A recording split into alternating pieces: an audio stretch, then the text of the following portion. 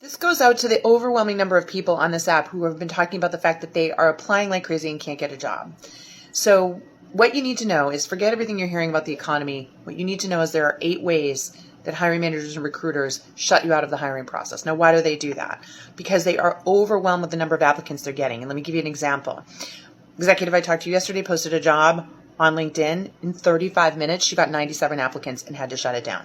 97 applicants. That's just one example. So next Wednesday, my power hour, my live trainings where I teach people, is going to be 60 minutes on the 8 ways you're being shut out and what to do about it, how to get past them. And if you can't attend live, you can get access to the recording. All you have to do is have a subscription, an event subscription for $5 a month. That's it.